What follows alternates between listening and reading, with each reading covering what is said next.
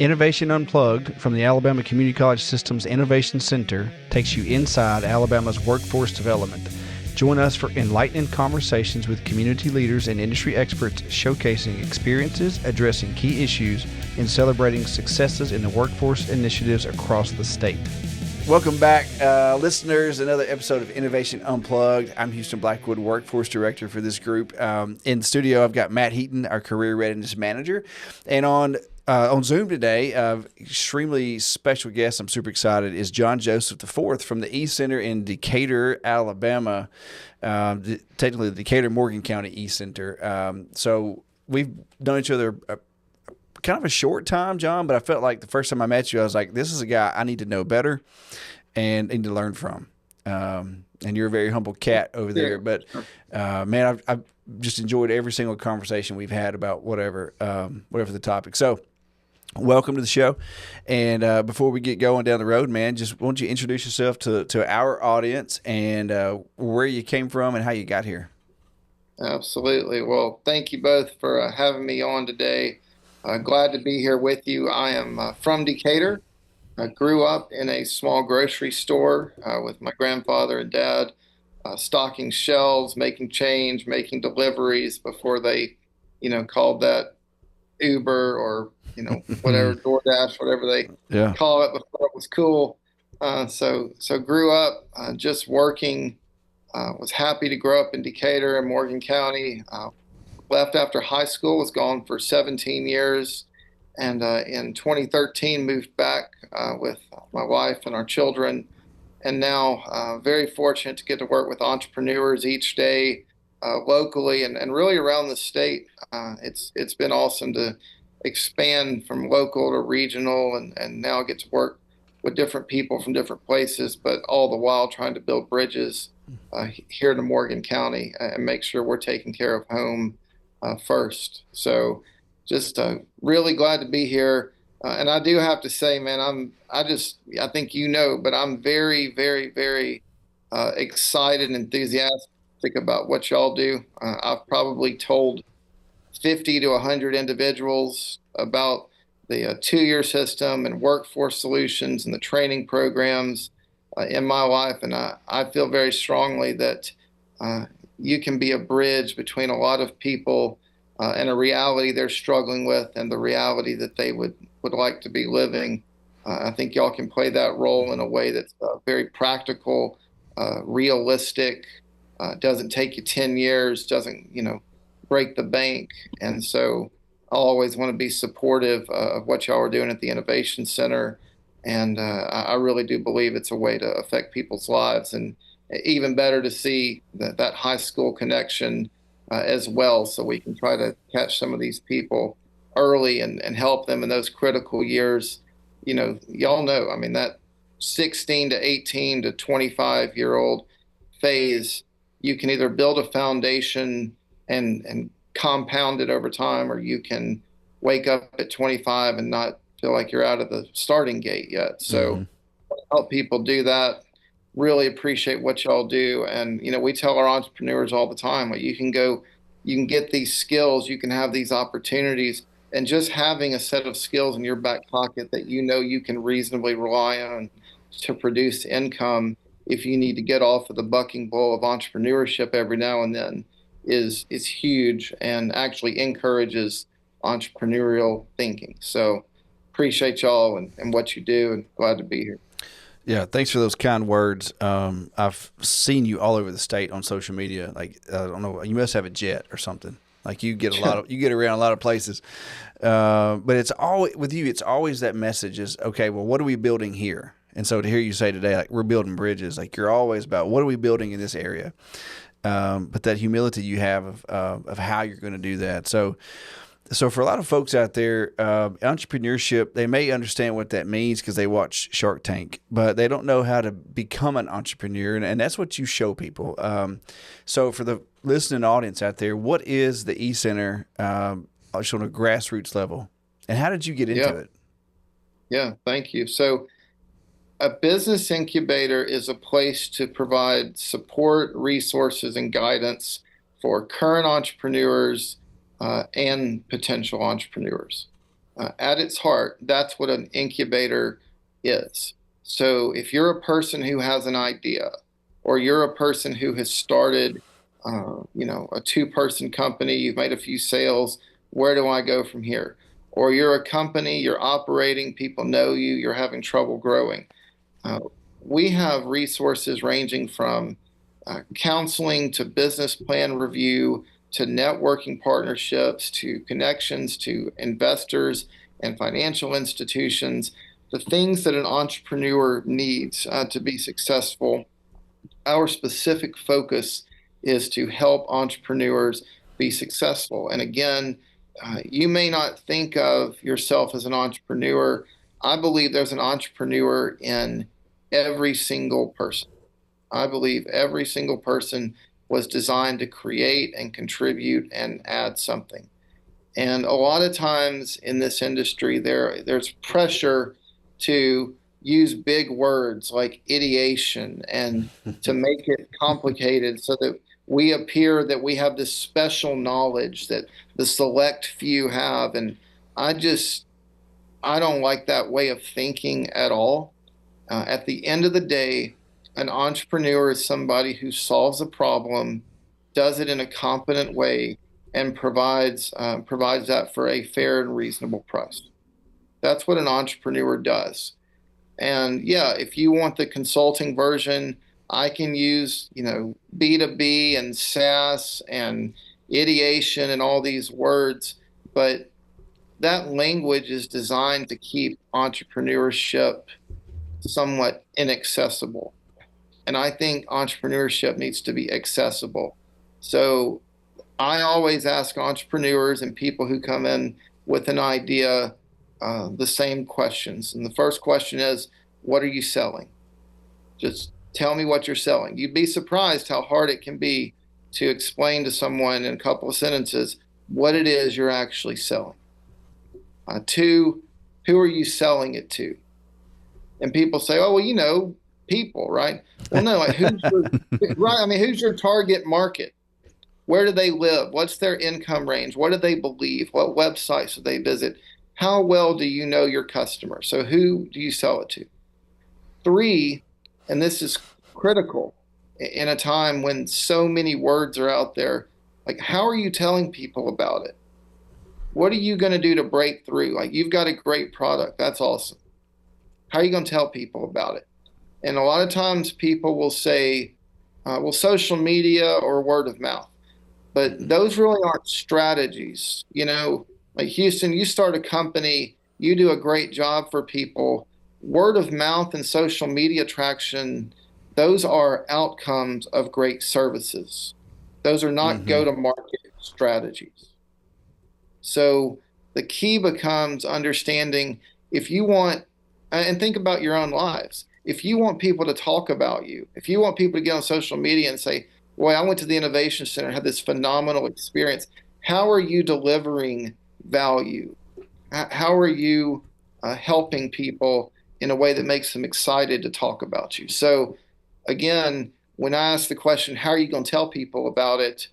It's not just, I'm going to get social media traction or word of mouth. Those will be outcomes. What are your other strategies to communicate what you do to your target market? And finally, why are they buying it from you? You sell a shoe, you sell a chocolate bar, you sell software. Why are they buying from you? So, if you want to use the language of, what is your unique selling proposition? What is your competitive advantage? What is your value prop? That's fine. But it all comes down to why are they buying from you? So it just kills me to see people live their lives and thinking that they're not an entrepreneur. Like there's just certain babies born at the hospital who come out with an E on their forehead or something. Anyone can be an entrepreneur. And you've just got to understand, and we don't talk about this enough, like psychologically, you've got to be prepared for the thought process of being lost in a city. Emotionally, you've got to be prepared to get up every day and have whatever the opposite of instant gratification is, while you try to figure out your product market fit. And tactically, you've got to be ready to expend a lot of energy of all kinds to have a focus that's necessary to bring something to market. In terms of how I got here, I've always been entrepreneurial. Started young. People liked Garbage Pail Kids. I liked baseball cards. I would earn money, go buy all the Garbage Pail Kids, and trade them 20 to 1 for baseball cards until I had about a 250,000 baseball cards. Oh, wow. Un- For real? Unfortunately, this is the 80s. Yeah, I had boxes stacked up to the ceiling in my closet. But in the 80s, when popularity of these things took off, their response was to like quadruple production. So once they increased the supply of all these things, the value went down. Sure. So I'll stop talking about that because 45 minutes later, I'll still be talking about why it makes me mad, and no one cares about that. So came home and long story short, took a job running a public-private organization. And after 3 years, we had done the work that we came to do. And the founder of the East Center, Larry Way, approached me about succeeding him. And so I was fortunate to get that offer. Started in 18. Feels like it's been 5 minutes here. It's been a great ride. Love every day. Don't look forward to Fridays. Don't dread Mondays. And fortunate to be involved in some entrepreneurial things on the side that are unrelated, in board roles and things of that nature. Yeah, so I started at Calhoun in 2018. So, and we toured for some reason we toured the East Center. Maybe it was part of Decatur Morgan County Excellence in Leadership. Mm-hmm. We toured over there. I had just gotten going, and I was intrigued by the concept. I never heard of a business incubator. So, flash forward now, it's like now it makes perfect sense because I see folks coming out of our courses, and getting ready to do something. A lot of them just go to work, but a lot of them, you just see that twinkle in their eye. They're up to some, entrepreneurial mischief. Yes. I think, and so they've got an idea. So Matt and I are just going to go question after question, and we'll rotate. But the next one is, as these folks are coming in, they got a good idea, and maybe they've gone through your 4 or 5 questions about what it is, who it is, why it is. But sometimes you got to tell them some hard things, much like our kids when they're, you got to tell them some hard truths. How do you do that with a balance to motivate them, but also keep them from making really bad decisions? Yeah, it's a great question, and it's a hard question. I think the first thing that you have to do is be humble. It's hard to start things. It's hard to build. It's hard to create. I think that it's coming back culturally, but we have not, as a country, been in that mindset generally for a long time. True. Think about the language. Like, think about in your own lives when people talk about what's doing. Oh, they're going to put in a highway. Oh, they're going to bring the coffee shop, or they're going to. Who is this they? Like, who is this they that we're just waiting on? Oh, they need to fill in the blank. I mean, this is America. Like, it needs to be you. It needs to be me. It needs to be each one of us who is acting and moving and doing things. So you got to start with a humility, because this is hard to do. You don't want people to feel like they're judged, because in a world where we're pressured to be LinkedIn perfect and act like everything's always going well, that's not reality for people who are creating things. That's not reality for anyone. So you've got to help them understand at an emotional level, like, it's okay if this doesn't become the right idea. We've all been there. Right? But if people feel like, oh, well, my idea was wrong, so I failed, so I'm never going to do this again. Like, not only have you shut that down for life, they fundamentally misunderstood the process. So one, just approaching this with a humility and helping people understand the pressure's not on them to be perfect. Two, it's really important to redefine failure. We took those recorders are not flutes exactly, but they're like recorders. And yes. You play them. All right. Well, we did one of those in 4th grade. I didn't know what I was doing. I made like a 28 on the test. Out of Failed 30 bad or 100? out of 100, probably out of 200, but let's just say 100. I don't Yeah. remember. I failed either way, and it just felt like the end of the world, and like just man, I got to go home tell my parents I made an F and I failed. And in entrepreneurship, if you're not failing, you're not progressing. You're not trying new things. You're not exploring new roads. You're not discovering new breakthroughs. Of course, AI is the flavor of the week, although I think it's going to be extremely impactful. But I mean, the story of AI is years of failure and learning and failure and learning. They didn't just spin this up where, we could have artificial, synthesis and analysis. It's been years of banging your head against a wall and failure, as we would call it. So my point is, you've got to redefine failure and understand that if you're going to create, you're going to try things that do not work. You're going to try things that are not the right time. You're going to be early. And that is completely normal. It would be like lifting weights for a couple of hours and not expecting your arms to be tired at the end of it. This is normal. It's fine. Okay, you tried something. It's not working. Welcome to the club. Like, that's entrepreneurship. But then to the other part of your question, and this is the toughest part that I think part of what you're getting to. Sometimes you got to say, look, in all humility, this stuff is hard. The failure, the challenges you're going through are normal, but we're having a hard time seeing the market for what you're saying you want to do. All right? We're not judging you. We're not better than you. This is all normal. We're coming to you in humility, but we're just not seeing the market for, a coaster that's like 1 inch thicker than the normal coaster you put your drink on. Like, I don't know that anyone's going to want to buy that. I don't know that it solves this urgent problem and that people are all going to flock to your coaster. And if I'm wrong, then what we tell people to do is go find the people who you think should absolutely buy your product that we're telling you maybe is not the right product, and sell it to them for 70% on pre-order of what you'll normally sell it for, and then write down why they bought it and then bring those reasons to us. Now, that hadn't happened yet, but we always do try to give people that out to say, look, hey, we're not perfect. We're going to miss them. Shark Tank misses some investments. Venture capital misses some good investments.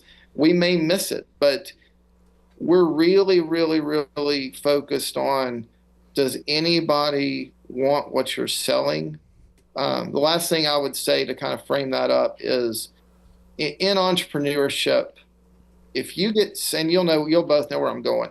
If you get sales right and you get everything else wrong, you can generally live to fight another day. Right. All right. If you get sales wrong and everything else right, you die. So the heart of this has to start with, who are you selling to? Why are they buying? On that, kind of going to the next point, with your reputation as an intensive coach at the E-Center, how do you see that entrepreneurial coaching connecting with skills-based workforce training? Well, a couple of ways. First of all, coaching can only take you so far without the skills necessary to implement. You know what I mean? Like, you can coach me all you want on being a major league pitcher, but, right? If I can't get that fastball over 75 and get closer to 90, 95, you can coach me all you want. But the skills that you're providing, not only in terms of just the technical ability to go get a job and make money, but the ability to persevere, the ability to work with other people, the ability to explain your value to someone else, the ability to show up every day and do your job. Without those fundamentals in place, without the things that you're teaching people, in addition to giving them a pathway to livelihood, we can coach them all we want, but we can coach you up on sales, but if you make everybody mad and you don't listen to them and no one trusts you, it doesn't matter how much coaching we give you. So the skills that you are teaching people, they not only give people, and I think this is part of the reason for the connection between our organizations, they not only give people the means to make a living, which, man, we cannot take that for granted. My goodness. They also give people foundational skills which can be coached and leveraged into entrepreneurial endeavors. So they are not unrelated at all. And even if you say, well, some of the skill sets are different, okay, fine. That entrepreneur, if they grow, what are they going to be doing? They're going to be hiring employees. How do they know what to look for? How can they find the people they need? Y'all are producing them. So that's a great point. I think Matt and I, we've known each other a long time, but when we started this thing, I was looking, this is going to grow. Where is my gap? My gap is the details, like all the details. I can see a pretty big picture, but I stink at putting all the dots on the I's and crosses on the T's. So when the option came along, I was like, well, I know two people who are really good at that. And that just saved my keister a bunch of times. So I love that point. And then, so you give all that advice to these guys, and then it's like, okay, now you're to the point where you've got some skill and you've had some coaching, and maybe, everything's ready. What's the difference maker between those who succeed past that point and those who fail? That's a great question. So I'll tell you a tough lesson to learn. You are coached up. You have people saying they will buy. You have investors saying they will even invest. You are getting positive feedback. There is still this point where you simply have to jump. Okay. I don't care how much knowledge, advice, wisdom, guidance comes together. There is a point where you simply must jump, and you're not going to have every answer, and the conditions under which you started your business will change. So one big differentiator is, it sounds basic, who actually gets started. And when I say get started, y'all know what I mean. I mean really get started, not just, checks an email or reads a book. Who really starts the process of building a company? Two is who perseveres. Okay, you started, it's hard, you're getting punched in the face. Who gets back up for another day? Who keeps going? Who is willing to continue even when they're not getting the results they want, but their judgment is that success is still a possibility. So two is who continues, and three is who learns. So are you learning from your mistakes? Are you listening to the people who are advising you? Are you listening to your market? Yeah. I mean, how many times have we seen companies with billion-dollar rollouts basically try to tell us that we're wrong? And it's like, well, okay, you can tell us that, but we're not going to buy what you're selling, and then it fails. So back to humility, are you humble enough to listen to your customer because you're in it to serve your customer and not yourself? Love that. I think we saw a national episode of that recently. And I see a lot of these young guys coming out of our heavy equipment, and by extension, the line worker course at Calhoun a long time ago.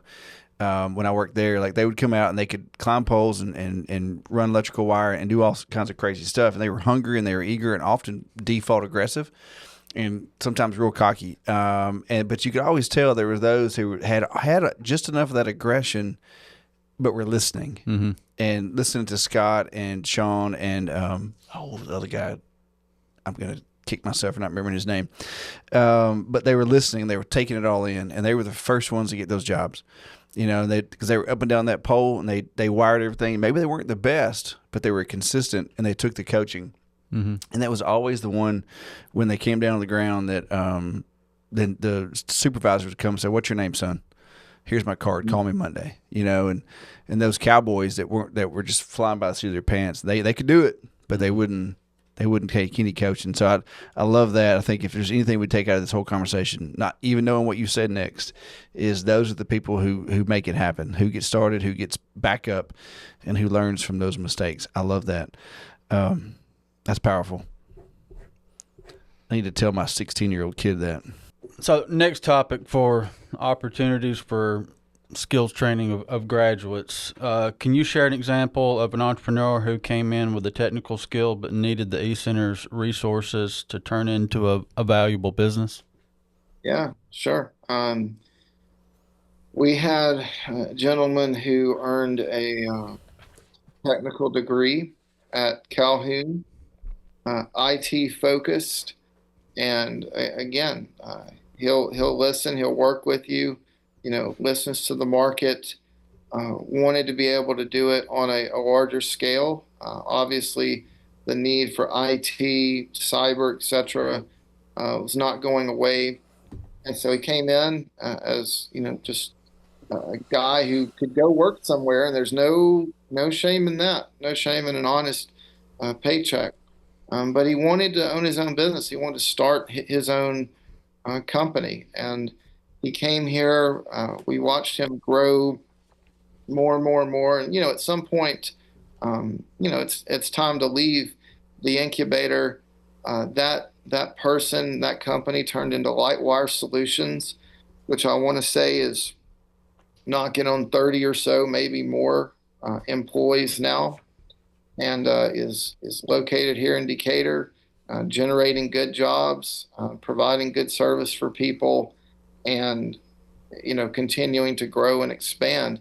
It's interesting. I'm supposed to go speak to I think it's a group of 2-year college presidents next week, I think, about entrepreneurship, and my message is going to be, yes, you are creating generations of skilled workforce, which we have to have, but you can also be creating generations of entrepreneurs to create those electrical companies and those welding companies and those cyber companies and those IT companies. They're going to come out with a skill set, which if you combine it with, the opportunity and ability to build businesses, you're not just generating workforce, you're generating companies, and that becomes a multiplier effect for the 2-year system's impact beyond what it already is, which is significant. Right. So these guys come out, they are super technical, and can do so, and you get great jobs, but that competition then, so if you got 5 guys that graduate from one of these technical programs, say machining, and 4 of them start a business in the same area, it's like, okay, well now I for 2 years, I went over there with Jeff and Larry and Sally, but I'm about to kick their rear end because my machining company is going to be better.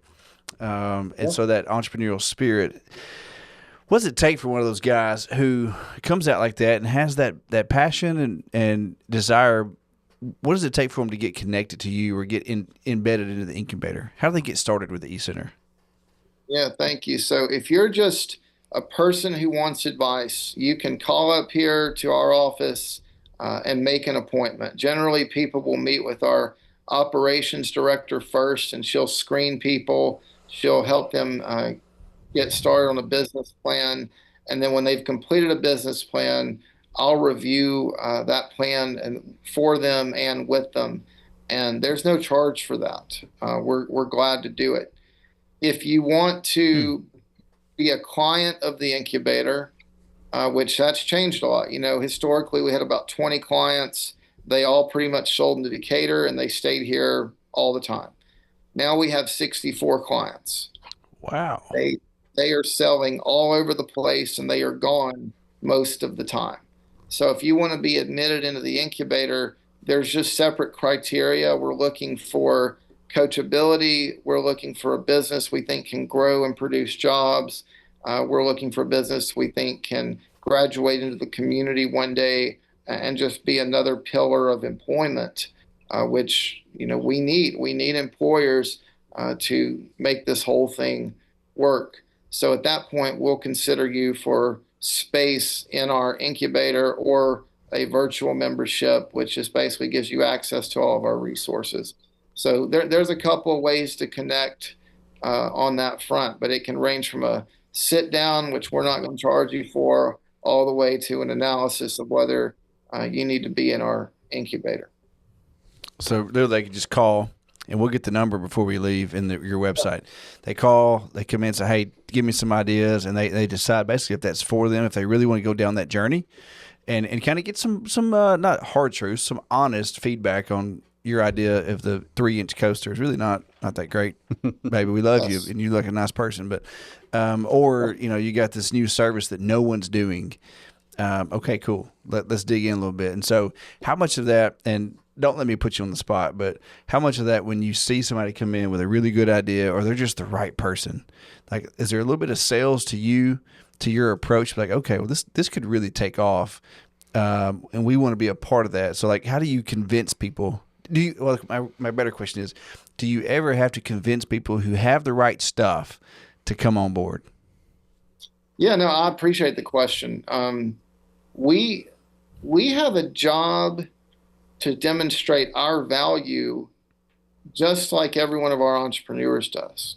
We have a responsibility to ask, why do you need us, just like every one of our entrepreneurs does. So absolutely, if we want you in the incubator, we're going to say, we want you here. Here's the reasons that we would like you to be here.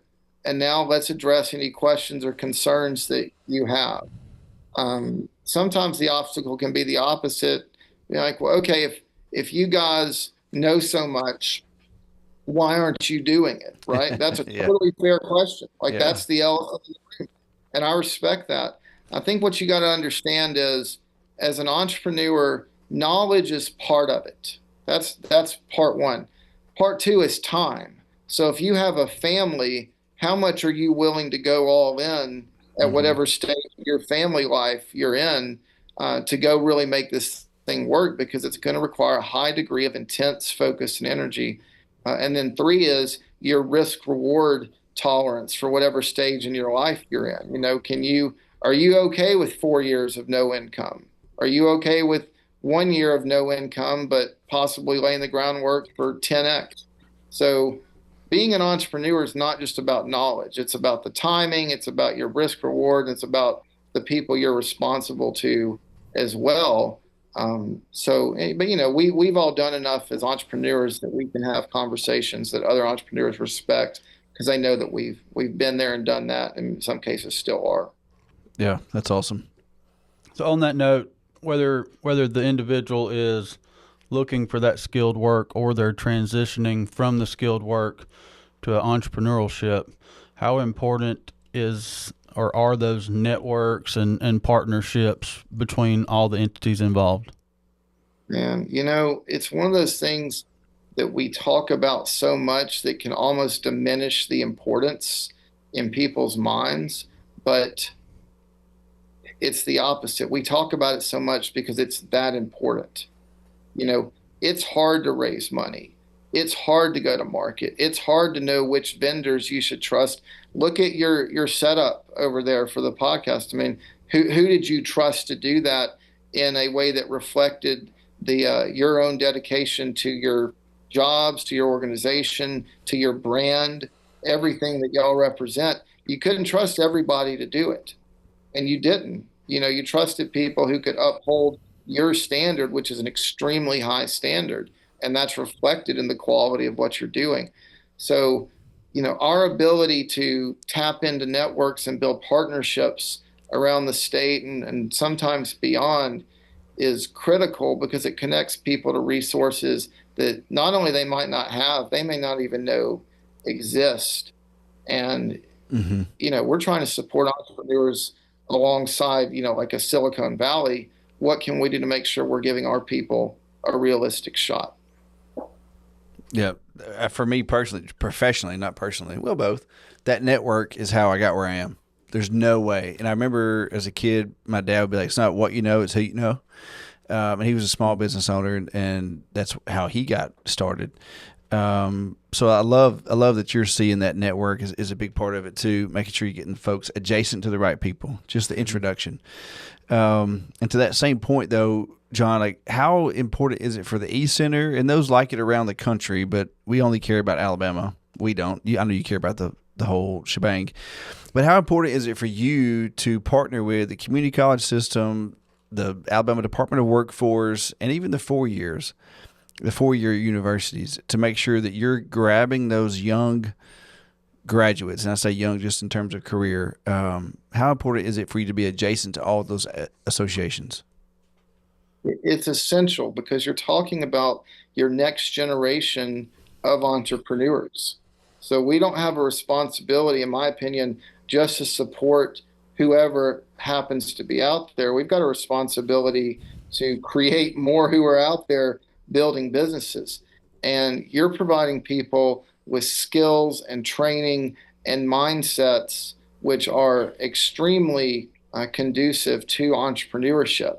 And so if we can have people who arrive with those skills and with that training and with those mindsets and with that work ethic, we can show them this world and help them prepare themselves one day to start a business. But the other thing that incubators are not talking about this, we are, but I think it needs to be part of our roadmap for people, not just always starting, but acquiring a business. Yeah. So you're an electrician, right? You mentioned going to work for, whoever, Sally, Reggie, whoever it is. What if they're 55 and they're ready to get out in 5 to 10 years? Yeah. They're willing to apprentice you and you step into ownership of that business. I mean, you want to talk about a win-win. You want to talk about a phenomenal scenario. And now they're turning around and supporting ACCS as donors, as employers who are hiring people, etc. There's a lot of value creation that is possible once people get these skills that you provide. And you're right. I mean, we absolutely have great partnerships across the 2-year and 4-year spectrum. They're just different in their nature. They're different in their purpose. But we need both because you are the next inflection point to provide these people with the training they need that can then lead them to become effective business owners and entrepreneurs. I mean, it's essential. It's not just like a nice thing to say. It's practically essential on a Wednesday. Absolutely. Hey, aside from those technical skills or training, what personal growth or mindset change do you think that these entrepreneurs most need to succeed down the road? Yeah. So I'll go back to first is humility. I mean, I'm not trying to Sunday school it, but if you believe in God, you've got to start with humility because you don't think you're the primary actor. But Absolutely. Either way, humility. No one needs like arrogant know-it-all types showing up to tell them, how to live or what to buy. Like no one's interested in that, and that's just not how community functions. 2, you've got to be willing to persevere. So I'm back to this is not easy. This is not hand you the golden formula, and if you'll just do the 8 steps, you're good to go. You've got to be willing to persevere. And I don't know, I don't want to overcomplicate that. The way that you learn to persevere is by persevering. The way that you learn patience is by being patient, and it's hard. It's hard, but it's good, and it opens up so many new opportunities in your personal and professional lives when you learn to persevere. And then 3, just getting back to understanding the nature of failure in creation. It's if you're not failing as an entrepreneur, you're not trying enough things, you're not aiming high enough, you're not trying hard enough. The key is to learn from those, quote, failures, make good, reasonable judgments, and knowing that you're going to mess up sometimes, and then continuing to make better and better decisions. Those are every bit as important as the practical skills necessary to, develop a skill, a trade, or start a business. I think that is a great not segue. That's a great story about what we had to do in the Innovation Center. Was, literally they said, "Hey, we think this is a good idea. Y'all go do it." There were no rules. There was no guideline. There was not even any guardrails hardly, other than stay inside of Alabama. It's like, oh gosh, okay. So we just started going, and so many times we would like take off like a drag car and hit the guardrail. Like, oh well, can't do that. Okay, cool. Well, didn't know that. Cool. So we'll go this way, and just constantly, man. And now it feels something like, looking back, it was like a pinball machine, or like what do you call that game in The Price is Right? Plinko. Plinko, yep. Where it just kind of just goes, and like, and finally it just finds its way, and that's what we did. And I imagine, I've never started a business, but I think this is the closest thing I've done. But all that right there, humility, persistence, patience included, and then just having the idea of failure is okay. We had a concept one time of, hey, listen, it doesn't need to be perfect. It needs to be done. There was a certain course, and it was kind of a big deal, and like, we were getting some pressure. And our big boss at the time, he was like, hey, just get it done. Like, just give them a product, and it'll be okay. And you know what? It was fantastic. And then secretly, we went back and kind of tweaked it and made it work. Made it better than what it was. But I love that. I think if there's anything else that we couple points. The other one about having who gets started, who gets back up, and who learns, and then those things. I love all that. Looking forward, like, you've grown, like you said, from 20 to almost 60 or over 60, and you've probably changed your approach and modified that. How do you see you guys, how do you see your whole center growing and evolving in the next 5 to 10 years to really support and blow up North Alabama's economy?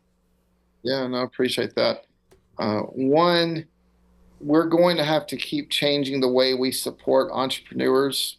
They are on the go now. They are selling beyond the city and county lines. So the way we coach them, the way we reach them, the way that we can help them head off problems so they don't come in when it's too late, all of that has to change. I hate to use buzzwords and stuff, but again, I think AI is real enough that we've got to figure out the role that that's going to play in our operations. If you've seen Moneyball, if you've seen the scene where Brad Pitt's being interviewed by the Red Sox owner for that job after he did everything he did with the A's, and the Red Sox owner says, if you're not tearing down your organization right now and rebuilding it according to these analytics and this value-based way of approaching players, you're done.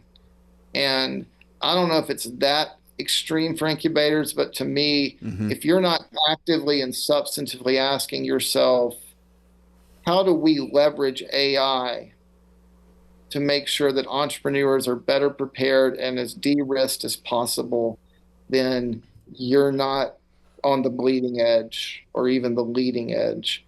And, I would also say in that same vein, just so you guys can, and your audience understands like the scope of this, when I talk to very successful entrepreneurs who've sold multiple companies, and I'll say, tell me where you think AI fits into entrepreneurship.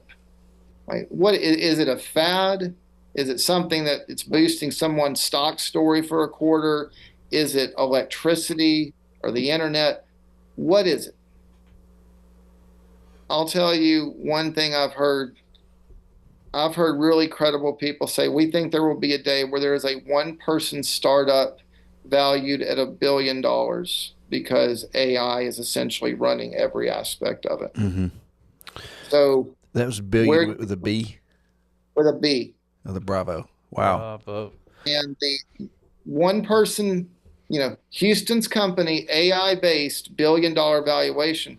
So that's exciting for that one person, but what about the 38 people that $1 billion unicorn, which is what we call a $1 billion valuation company, what about the 38 people that unicorn used to need to operate?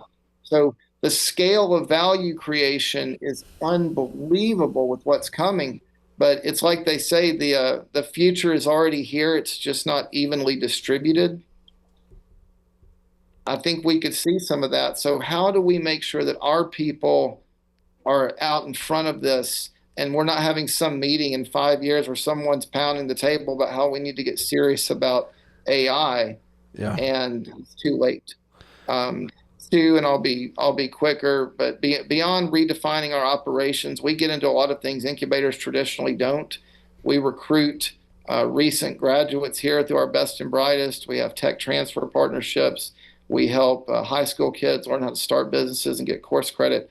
All of those things need to expand, and we need to keep being innovative as we seek out more partnerships to provide services just because they strengthen the economy, not just because whether or not incubators traditionally do them.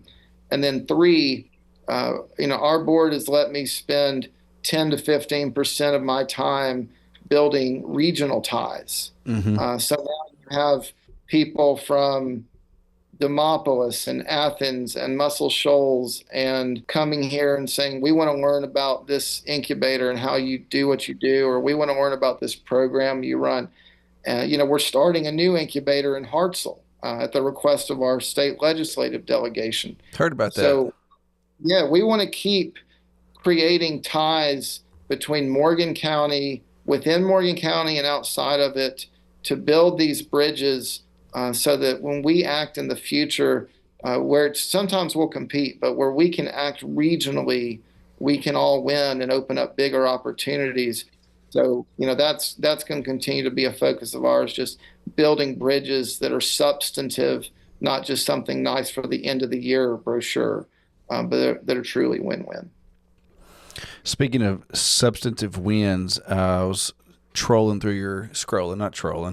different things. I was thinking trolling motor, just putting around through your website. And I came across the Comeback series and scanned through all those. And man, that was a fun little story collection there. Tell us about what the Comeback series is.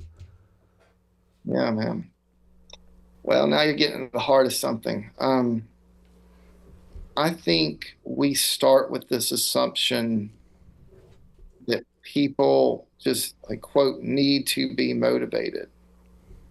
But I think we're in a time, a lot of people are tired. Yeah. A lot of people are struggling. A lot of people are discouraged. A lot of people are on the edge of hopelessness.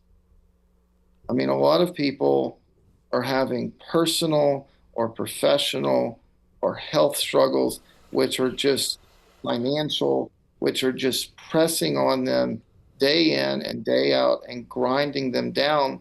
And, if you show up with just the assumption that, hey, all you need is a quick speech and to get motivated, you're not meeting people where they are. They're tired. Yeah. If I'm hungry, you're not going to motivate me to do anything except eat.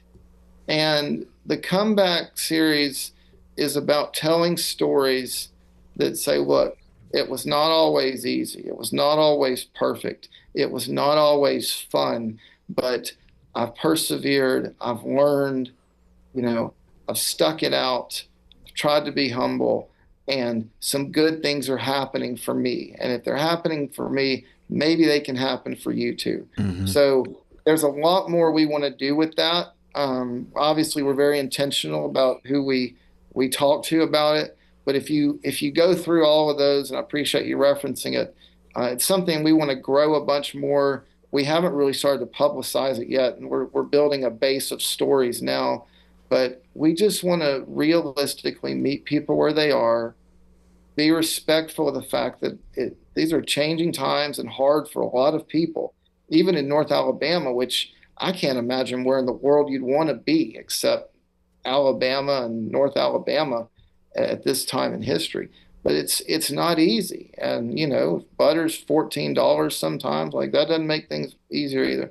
So we just want to tell stories that people feel are relatable, they are true, they are realistic, and they are just going to be designed to encourage people that, hey, we know where you are, we respect it, but there's other places you can go, and that can be real in your life and not just a 5-minute happy feeling that was a distraction. I love that. I heard you say earlier, maybe it was Brad Sheets talking about the Instagram, everything is perfect. Lie. LinkedIn is no different. I enjoy the professional connections there, but everything is perfect. But posting out there and having people really tell how they did persevere and what their struggles were mentally, emotionally, physically. And some of those, man, I was reading it, watching it. I'm like, oh my gosh, like I'm going to turn this off because it's raining outside and I'm going to get sad. Yep. And, but then I had that thought like, okay, this is really heavy. But man, then I thought about it. I was motivated, and I've walked through a struggle in my life a couple times, but seeing those folks tell their story with you, oh my gosh, man, it was so good. When we talk about it all the time, we're here to remove that obstacle and meet the individual where they are. They don't always have to come to us or meet in the middle. We'll come to you to help you get what you need to succeed in whatever your future endeavor is.